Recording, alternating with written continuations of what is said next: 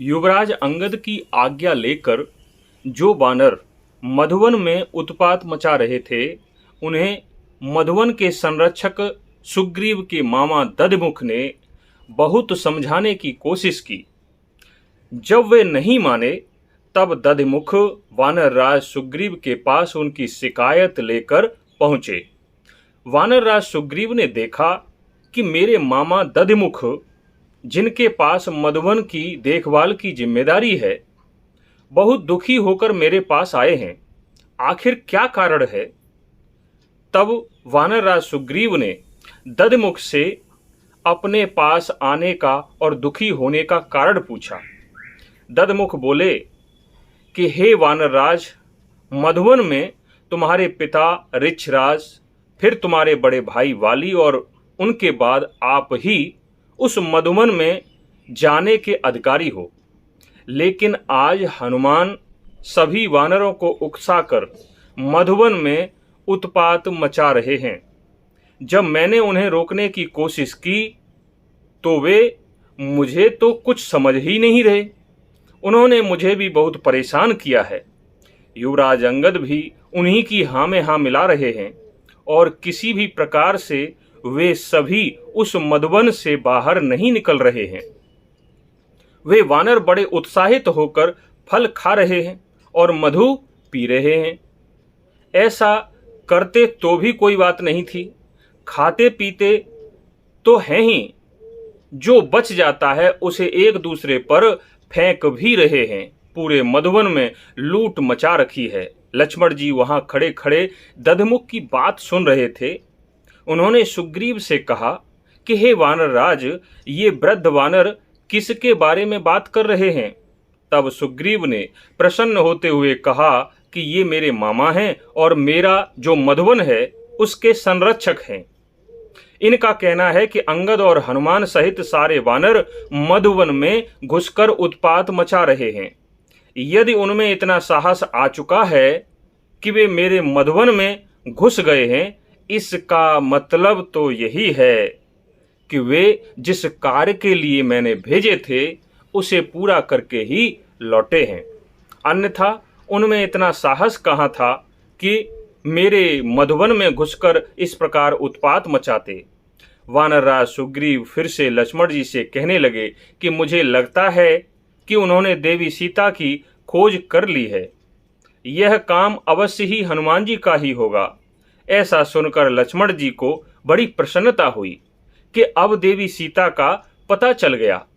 तब थोड़ा सोच विचार कर सुग्रीव ने अपने मामा दधमुख से कहा कि हे मामा, अब जो कुछ भी अंगद व हनुमान आदि ने तुम्हारे साथ किया है उसके लिए आप उन्हें क्षमा कर देना और शीघ्र ही मधुवन जाओ और उनसे कहो कि उनका संकेत हम समझ चुके हैं।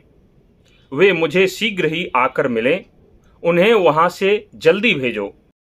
मैं उनसे शीघ्र अतिशीघ्र मिलना चाहता हूँ। वानरराज सुग्रीव ऐसा कहते हुए बड़े प्रसन्न लग रहे थे। वानरराज सुग्रीव की बात सुनकर दधमुख अपने सेवकों के साथ आकाश मार्ग से ही वापस चले आए। मधुवन में उतरकर वे सीधे अंगद के पास पहुंचे। हाथ जोड़कर अंगद से कहा कि हे युवराज, आप और वानरराज सुग्रीव ही हमारे स्वामी हैं।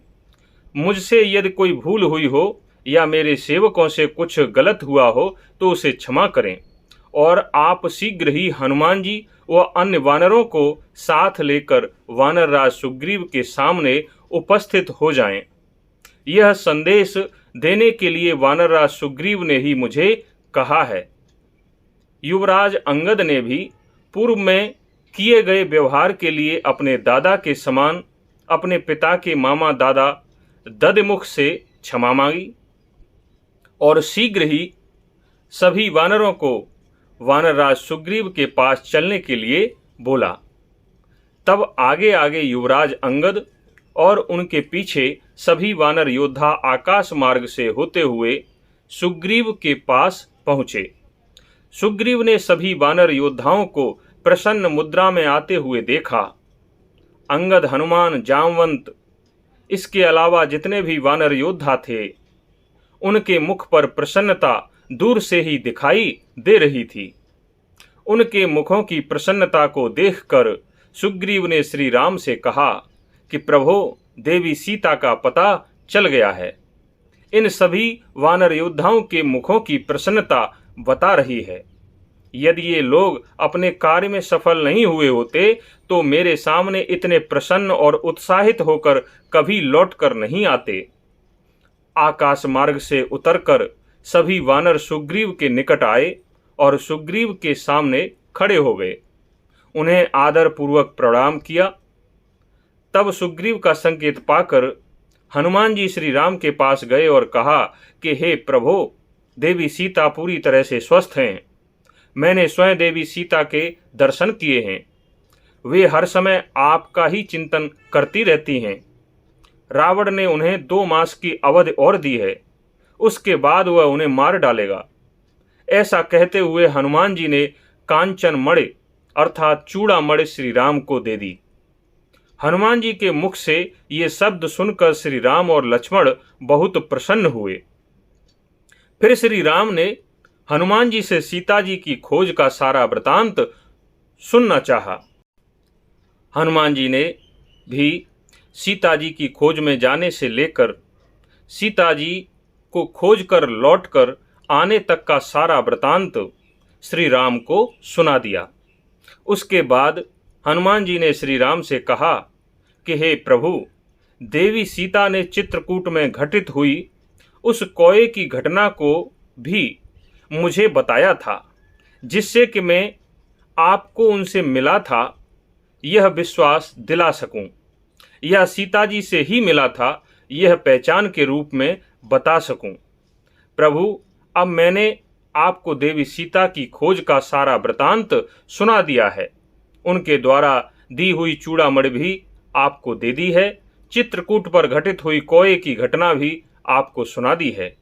अब तो आपको विश्वास हो गया होगा कि मैंने देवी सीता के दर्शन किए हैं और उनसे बात भी की है। हनुमान की बातों को सुनकर श्री राम, लक्ष्मण और सुग्रीव हनुमान जी की तरफ बड़े प्रसन्न भाव से देखने लगे। फिर आगे क्या हुआ यह हम अगले वीडियो में बताएंगे। अगर इसी तरह के वीडियो आप तक पहुंचते रहें तो हमारे चैनल को सब्सक्राइब करें। वीडियो अच्छा लगा हो तो लाइक करें। ज़्यादा से ज़्यादा लोगों तक यह वीडियो अवश्य पहुंचाएं और कमेंट भी करें। तब तक के लिए धन्यवाद।